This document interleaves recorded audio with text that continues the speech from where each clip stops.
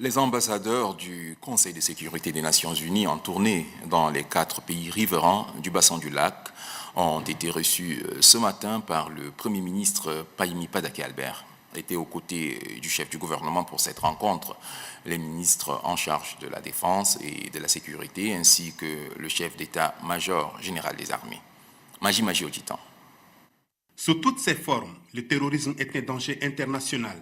Le Tchad a très tôt compris et mesuré le degré de la menace qu'il représente et surtout celle que représente la floraison des sectes islamistes. Son engagement dans le Sahel et dans le bassin du lac Tchad est une preuve de sa détermination et de sa vision contre le djihadisme. C'est d'ailleurs ce qui justifie l'engagement de ses troupes dans le Nord Mali contre l'AQMI, le Moudjaou et l'Ansardine, et au Cameroun, au Niger et au Nigeria contre la nébuleuse secte Boko Haram.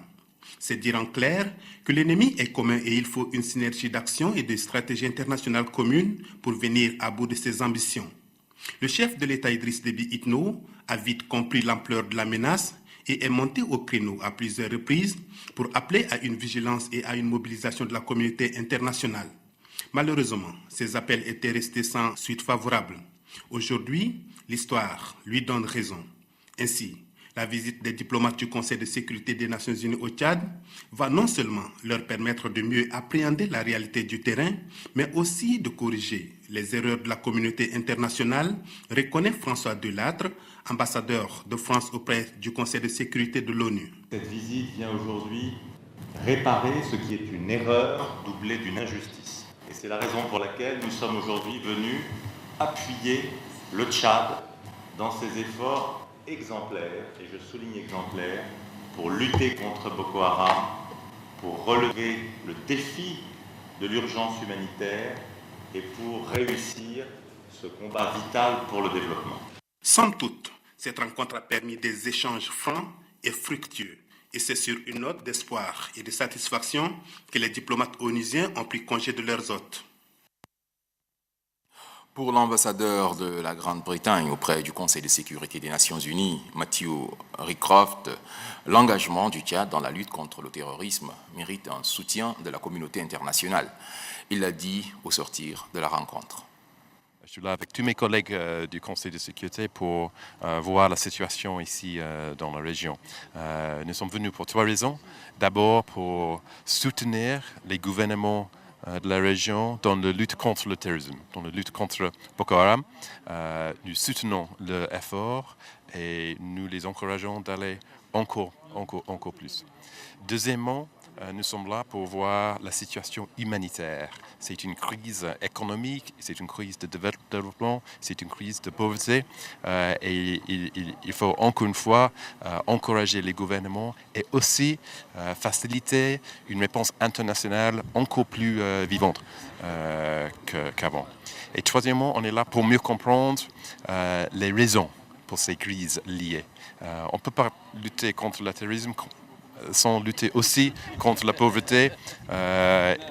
On doit aussi lutter pour le développement, pour les droits de l'homme, pour les femmes et les filles, pour les réfugiés, pour l'agriculture, pour l'emploi, pour l'éducation, tout est lié.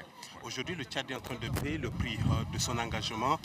Qu'est-ce que le Tchad peut attendre donc de la communauté internationale? Le Tchad est le plein soutien de la communauté internationale dans sa lutte contre le terrorisme. L'ambassadeur de France auprès du Conseil de sécurité des Nations Unies, François Delattre, explique lui l'importance de cette mission au Tchad.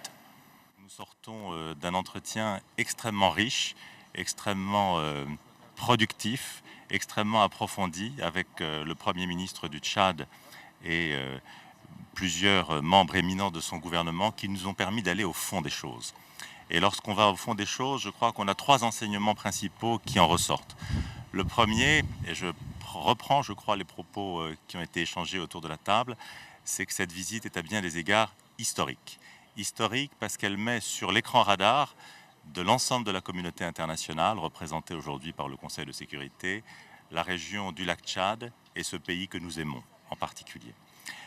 Deuxième raison pour laquelle la visite est aussi importante, c'est qu'elle nous permet de rendre hommage et d'appuyer, mais d'abord de rendre hommage aux efforts exemplaires que conduit le Tchad dans la lutte contre le terrorisme et contre Boko Haram en particulier. Le Tchad, par la volonté de son président, par l'ardeur et le courage de son peuple, est devenu aujourd'hui un pôle de stabilité unanimement reconnu pour l'ensemble de la région. Et par la force de ses armées, par le prix du sang qui a été payé par le Tchad et que la communauté internationale n'oubliera jamais, le Tchad aujourd'hui a pris le leadership des efforts de la communauté internationale, des efforts de la région contre Boko Haram.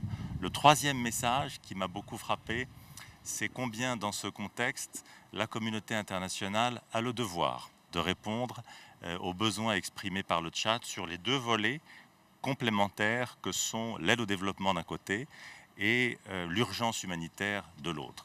Et la communauté internationale doit répondre présent à cette obligation morale et politique de soutenir les efforts du Tchad.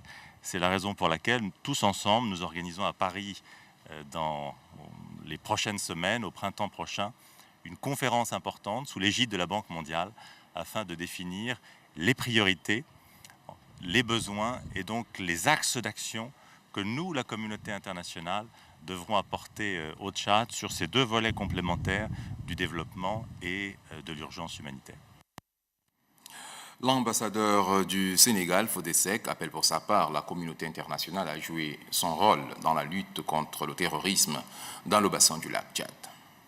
Il faut que la communauté internationale fasse sa part du travail maintenant. Nous avons coutume de dire solution locale pour des problèmes locaux. Le Tchad a été à la ligne de front quand il s'agit de s'engager au Mali, quand il s'agit de lutter contre Boko Haram, quand il s'agit de stabiliser non pas un pays, non pas sous-Russie, mais toute une bande sahélo-sahélienne. Il faut donc que la communauté internationale reconnaisse cela et vienne au secours du Tchad. Comme l'a dit le Premier ministre, les ressources ont été consacrées à stabiliser, à sécuriser. Sans stabiliser, sans sécurisation, aucun développement. Maintenant que les ressources ne sont plus ce qu'elles étaient, il est normal qu'à la conférence de Paris que nous préparons tous, la communauté internationale vienne au secours du Tchad en se venant secours à elle-même la communauté internationale.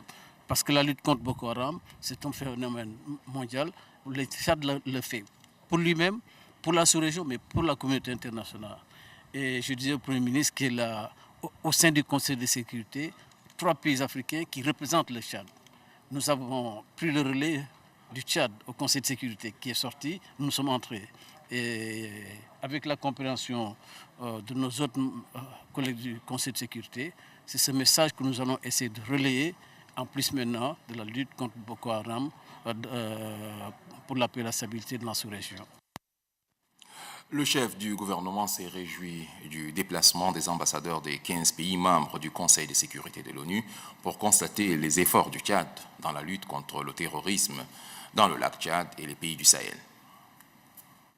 Le calendrier et l'objectif de votre visite rencontrent assurément les préoccupations de mon gouvernement.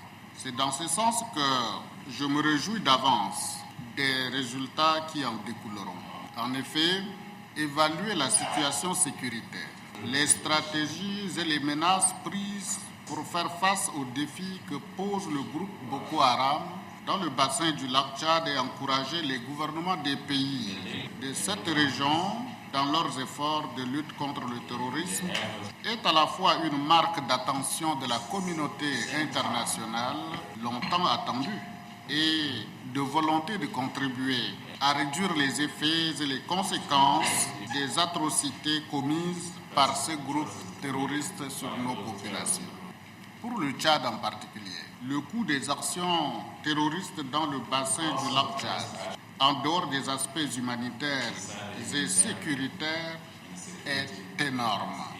Les défis auxquels sont confrontés le Tchad et les pays du bassin du lac Tchad sont des défis communs au monde entier, certes, mais gérés ici, dans un contexte de précarité absolue. C'est donc conscient des enjeux que cela représente que le Tchad s'est engagé sur ses propres ressources au Mali contre les djihadistes, au Cameroun, au Niger et au Nigeria contre la secte Boko Haram.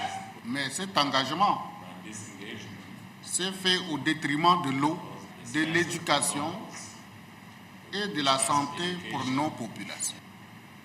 Le Tchad paye donc un lourd tribut dans cette situation et se trouve devant des problèmes sociaux à cause du caractère onéreux des opérations militaires et de la prise en charge des réfugiés.